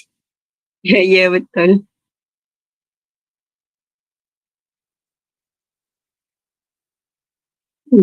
Kita kan kerajaan punya newspaper kan. Kalau kita kerajaan punya newspaper, so tak boleh lah macam sensational sangat. Saya rasa mungkin E kot. Tapi realitinya mungkin jangan pilih dia. Sebab sebab sekarang ni kita punya news ni more kepada government punya news. Maksudnya kalau kita nak cakap yang nak pilih tajuk yang panas-panas sangat pun nanti lah juga kan dekat kita punya news company ni. Okay, kalau cakap harmful chemical, E rasa lagi neutral, water cuts for 3 days for Klang Valley. Kalau A tadi, unknown chemical polluted water supply. Okay, tak apa, kita simpan dulu jawapan cikgu. And then next, A sensational sangat. Ya, betul. Okay, so tadi kita dah pilih headline. Lepas tu surprise press release daripada Faizal Medical. Faizal Medical ni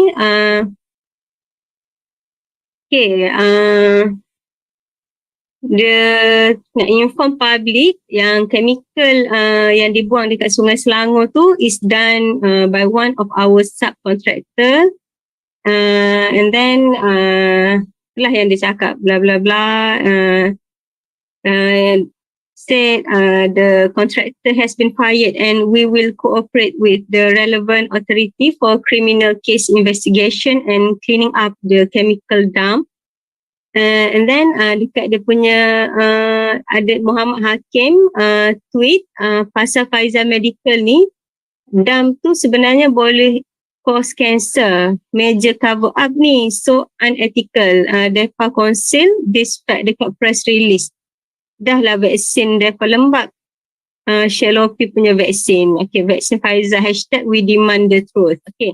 So maksudnya Pfizer Medical tu dia dah keluarkan press release. Maksudnya dia mengakulah dia chemical yang dekat sungai Selangor tu dia punya subcontractor yang buang. And then dia kata benda tu due to some error. Lepas tu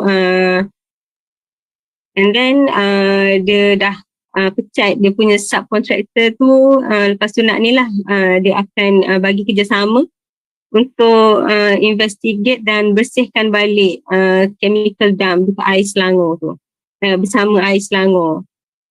Vaccine production is on track. Okay, dia tengah keluarkan vaksin juga. Okay, so bila Muhammad Hakim tu tweet, dia kata chemical yang dekat sungai tu sebenarnya boleh cause cancer. So betul ke tidak? Macam mana benda tu ni lah jadi trending. Okay, so next. Okay, what new information did you get? Okay. Daripada maksudnya tadi kita macam dah dapat respon daripada kita punya witnesses. And then kita baca pula press release daripada Faizal Medical dan tweet tu. Susah nak evaluate sebab dua ni dia rival. So who is to say, kan dia suka attack each other kan. Kita pun tak tahu siapa yang benar. Ya, betul. Kena buat siasatan lebih lanjut dulu. Ya, sebab yang lagi satu tu pun daripada Shalopi Med. Maksudnya diorang dua-dua tu pun ni lah in business lah kan. Okay, so next. Okay, remember the river sample. Okay, yang ni message daripada Tan Lab. Sample result is out, contains deoxyuridine apa benda tu. And then meaning it could cause cancer. So betul lah kan, daripada water sample tu test lab dah buat ada kandungan bahan yang could cause cancer. Ya, betul. So macam tadi betul lah yang dia kata benda ni cover up kan. Okay, so next. Okay, lepas tu ni bos dah message lagi dah ni. Okay,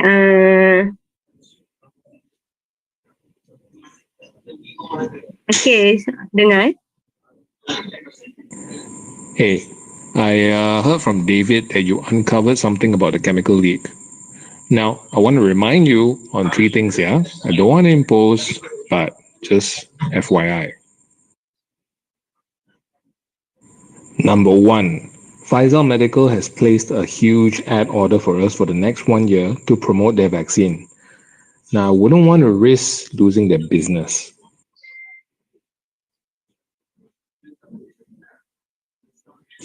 Number 2, Faisal Medical boss Anthony Fernando is friends with Datuk Lee. You know lah, our big boss. So maybe you want to be cautious treading on that. Also, Anthony is friend with Dato' Azam Bobo, our Minister of Health. So tread carefully lah. Number 3, and this is quite important. The public confidence in the vaccine is already quite low. Now we know it's very important to get everyone vaccinated against COVID, right? So I don't want to shake up the public's confidence in the vaccine. So you pandai-pandai lah. Do what you think is best for the company, society, for yourselves, and for your team. But do it fast. This news needs to go out at 5 p.m. Okay, so dekat sini dah sebab memang kita dah tahu dah diorang ni nak cover up lah kan yang benda tu ataupun chemical yang dekat sungai tu memang boleh cause cancer. Cuma bos dah remind dah ni. Dia kata ada yang pertama tu ada business dengan Faizal Medical tu untuk next 1 year. And then dia punya boss apa semua, kawan-kawan bos, lepas tu relate dengan Ministry of Health. And then yang ketiga tu confidence in vaccine, sebab Faizal Medical ni pun yang keluarkan vaksin. So macam bila kalau tahu Faizal Medical ni kalau maksudnya kalau public tahu the truth, maksudnya benda tu akan mengganggu perjalanan vaksin apa semua kan. Tapi still bos pesan pandai-pandai buat apa yang rasa terbaik untuk company, untuk society and untuk diri sendiri. Tapi nak cepat lagi tu. Okay, next. Okay, so time to publish the news. Choose your headlines. Kita ada 7 headlines kat sini. Yang mana yang ni lah consider 4 benda yang bos dah pesan tadi tu. So dalam 7 headline ni yang mana yang cikgu rasa yang paling sesuai? 1, 2, 3, 4, 5, 6 or 7? Saya rasa 7 kot sebab ini major berita. Lagi besar daripada pencemaran air. Ini cover up dari medical company. Okay, major cover up by Faizal Medical. Tapi bos pesan tadi yang kita jalan terus sebab benar. Kita jalan terus sebab benar. Yakin jalan terus sebab benar. Okay, David dah lose his job. Mas kena ni fired.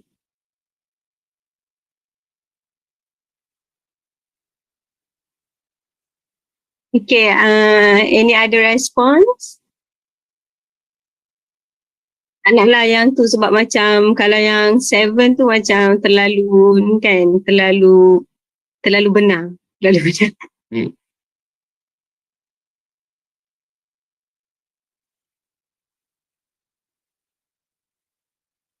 Anyone? Hai, Assalamualaikum. Salam. Saya Burhan. Menarik saya lihat penggunaan bahan ni lah untuk lift this class. Cuma saya ada 2 soalan. Untuk menjadi pemberita, tadi kita dah tanya 3 orang kan tadi yang pasti. Adakah maklumat-maklumat itu akan dimasukkan di dalam berita atau disaring? Kemudian yang kedua, sebab bila melihat kepada maklumat terus daripada analisis daripada yang berkaitan dengan kesihatan, saya rasa macam ada missing lah. Bukan sepatutnya kita rujuk dengan pihak alam sekitar dulu ke, baru kita pergi kepada pihak kesihatan. So itulah yang saya rasa lah. Okay, terima kasih. Sama. Okay, David atau Claudius nak respon? Saya rasa memang biasanya jangan rujuk kepada pihak kesihatan dulu lah. Tapi kami ada tanya juga jurnalis tentang aktiviti ni. Kebanyakan walaupun that's the ideal way, but reality you don't have time. Sebab every newsroom dia tengah rush nak keluar berita. So dia kena ada satu macam give and take lah. You nak berita cepat, you nak berita tepat. Sometimes kalau boleh good, tepat dan cepat. Tapi sometimes you might have to pick one. Tapi soalan Cikgu Burhan tu bagus. Mungkin Cikgu Burhan nanti boleh tujukan soalan ni dalam grup Telegram. Kita ada bincang sikit dekat Telegram. Tapi pada pandangan Cikgu Burhan, kalau dalam berita ini ikut langkah ini, apakah news headline yang sesuai? Ada 7 pilihan ni saja. Apakah yang sesuai dalam situasi ni?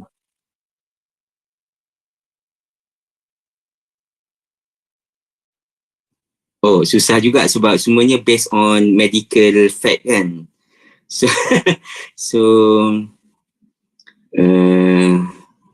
Sebab bila sebut pasal vaksin pun macam tak related sebenarnya lah. Okay, mungkin saya ambil nombor 1 kot. Nombor 1. Lepas tu ada Cikgu Jo tadi, number 1. Also number 1. Sebab dia kata don't disclose too much info to public, but enough to arouse curiosity. Maksudnya number 1, toxic chemicals used in vaccine production cause water outrage for Klang Valley. Okay, toxic chemical used in vaccine production.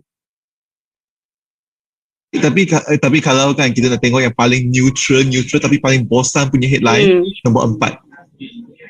Tapi paling bosan lah, dia tak ada bagi Dia tamu baca bosan. berita tu. Ya, bosan, tapi itulah maksudnya untuk yang paling neutral dan paling selamatkan your job kan, David? Ya, I dah kena fire dah.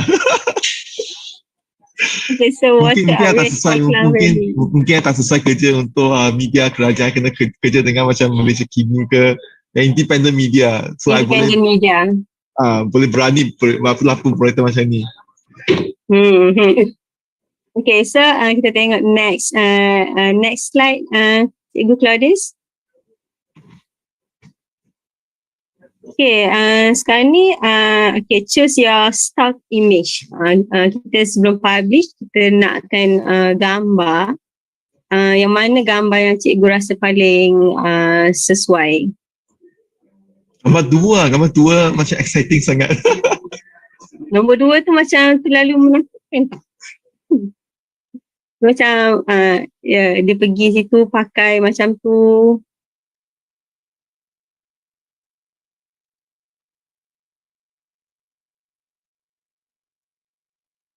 I like 4. Nampak macam ada buat kerja sikit. Okay. Nombor 4 tu sebab bila kita nak cakap pasal benda tu, so we need proof. Proof tu from the water sample kan. And number 5, ada yang cakap 5 looks serious. Toxic danger dengan apa? Ada gambar tu kan.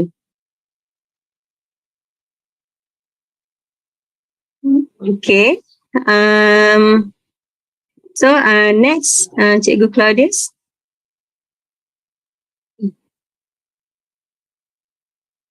Okay, so this one kita dah nak send to print. Kita tengok yang mana yang paling image tadi kita ada beberapa pilihan, tapi kita tengoklah yang mana yang paling dirasakan sesuai. So next slide.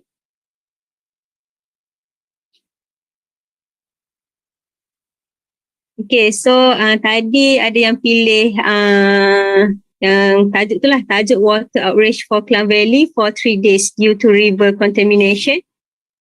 This one tadi yang paling kita kata bosan, tapi that one yang paling selamat bila kita ni under government punya government punya news, and then gambar pun yang ni yang gambar tadi, siapa cakap tadi gambar tu nampak buat kerja. So nampak buat kerja dan dia tak terlalu menimbulkan panik untuk orang ramai lah. Okay, any more Cikgu Claudius?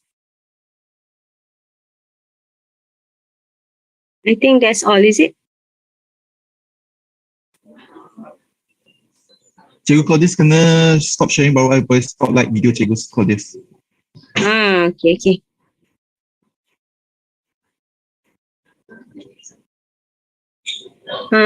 So as for my conclusion, I think this activity is very exciting untuk kita buat dalam classroom kan. That means kita akan buat murid tu berbincang, and diorang akan macam nak stand for their choice. Sebab kita bagi beberapa pilihan kan tadi. So diorang akan discuss, dan benda ni adalah new experience untuk diorang. Instead of diorang baca berita, this time diorang yang keluarkan berita tu, betul tak?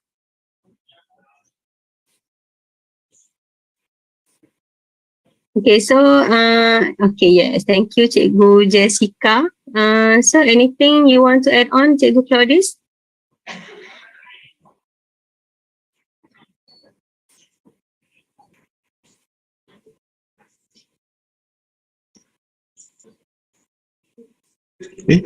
Use real news or situations as classroom activity.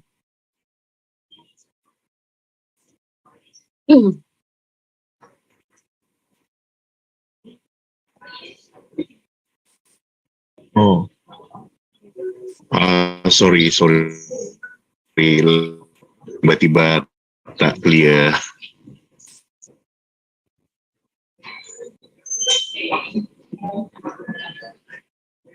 So, Wan you nak respon tak Cikgu Claudius? Kalau tak, I respon je terus.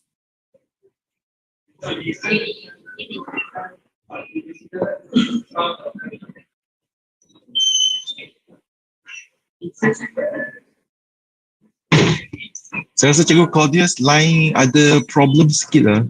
Line problem Okay, so sebenarnya cikgu depends dekat cikgu nak use real news ataupun nak create the situation. As long as kita as teachers kita bagi exposure ataupun experience dekat murid tu untuk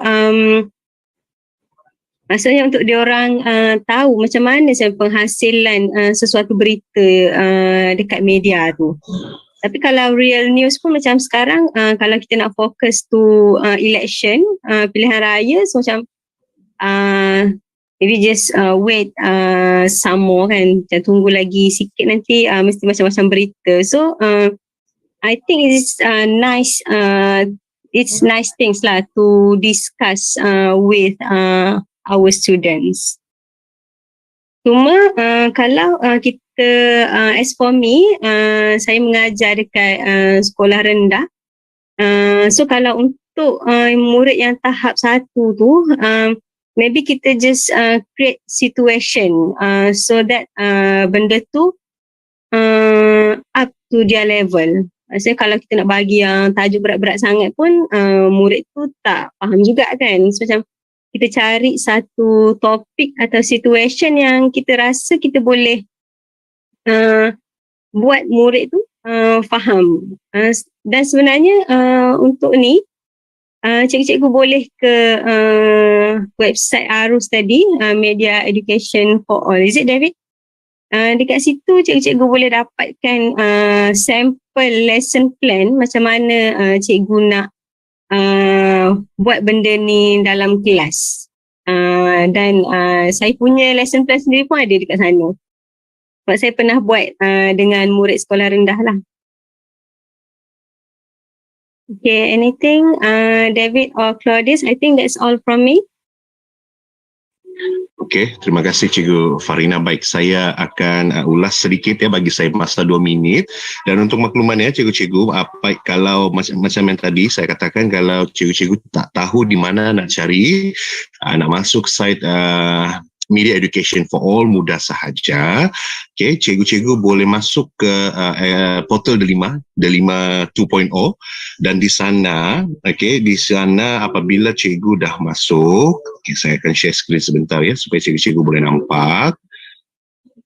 Seperti yang ini adalah portal Delima saya, dan bila cikgu pergi turun bawah ni, pergi kepada slide seterusnya, bila pergi kepada aktiviti guru ni, boleh nampak kan aktiviti guru, klik aktiviti guru. Di sini ada Media Education for All. Apabila cikgu klik sahaja Media Education for All ini, maka cikgu akan terus dipautkan ataupun disambungkan kepada Google site berkenaan dengan Media Education Academy, dan di sini banyak makluman yang boleh cikgu-cikgu boleh ikuti.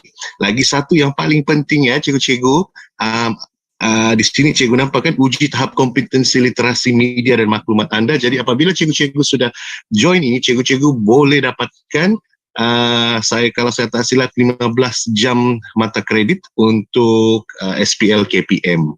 Jadi apa yang kami boleh bagi tahu di sini, tengok slide bahagian tengok gambar bahagian sebelah kiri ini. Di sini ada pautan-pautan yang mana cikgu boleh pergi. Tadi David sudah pun tunjukkan serba sedikit, dan saya sudah pun juga tunjukkan dari mana cikgu-cikgu boleh melihat ataupun terus klik sahaja kepada Media Education for All ataupun MEFA. So semuanya berada dalam portal Delima kita dan berkenaan dengan lembaran kerja, pek kumpulan kita ni semua dan juga lesson plan pun sudah disediakan, tinggal cikgu murnikan sahaja lagi bagaimana untuk menjalankan aktiviti ini secara dalam kelas sama ada online ataupun offline semasa relief. Seperti mana yang cikgu-cikgu tahu, subjek ini belum lagi diterapkan dalam silibus kita.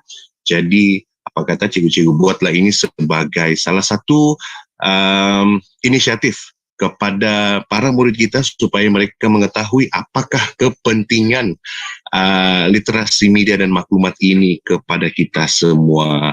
Dan yang paling penting adalah berkenaan dengan yang ni cikgu-cikgu ya, media conglomerate, National News Agency dan juga independent media. Kalau cikgu-cikgu dah bagi kita murid-murid tu untuk cek bahagian media conglomerate, cuba pula lihat berita daripada National News Agency dan kalau benda tu rasa masih tak betul boleh cuba baca bahagian independent media. Itu sahaja daripada saya dan saya serahkan kepada David. Nanti mungkin beliau boleh sampaikan dengan lebih lanjut. Thank you Cikgu Claudia. So saya just nak buat sedikit penutup. So number one, borang maklum balas. So borang maklum balas bagi yang tengok live ada dekat banner dekat bawah. Bagi yang ada dekat call ini, saya sudah letakkan dalam chat lah, cikgu berisikan. Ini kami akan isukan sijil. Bagi yang tengok live, anda ada sehingga ke hari Isnin ini, minggu depan, untuk isikan borang. Okay, semua peserta bengkel dalam sepanjang minggu, literasi media dan maklumat sedunia ini, Global Media Information Literacy Week, akan terima sijil dari pihak kami. Okay, dan saya nak buat sedikit lagi penutup daripada apa yang Cikgu Peranan dan Cikgu Claudia cakap. Sebenarnya literasi media dan maklumat ini, dia nampak macam susah tapi actually different tahap ada different cara untuk cikgu buatkan aktiviti bersama dengan murid. Contohnya mungkin tahap 1 cikgu boleh just bagi tahu yang jual aiskrim cakap aiskrim dia sedap. Adakah ini benar ataupun adakah ini opinion dia. So benda simple macam ni bagi tahap 1. Tahap 2, tahap 3 dia ada different ways lah. So aktiviti ini yang baru kami bentangkan tadi actually dia lebih sesuai kepada murid sekolah menengah ataupun murid sekolah rendah tahap 2 tahun 6 macam itu. So dia kena ada certain level of reading skill. Okay, tapi aktiviti ini kita buatkan secara sengajanya kita design. So murid bila dia akan pecah kepada 3 kumpulan, every time kita buat aktiviti ini 3 kumpulan, media conglomerate, national news dan independent media, dia akan ada tajuk berita yang lain. Dia akan ada gambar yang berlainan sebab audience dia lain. Aktiviti ini kita buat supaya murid dia sendiri boleh mengalami apakah keputusan, mengapa tajuk berita ditulis macam ini, mengapa gambar dia guna macam ini, apakah pengaruh di sebaliknya. Tadi kita boleh dengarkan bos dia cakap apa.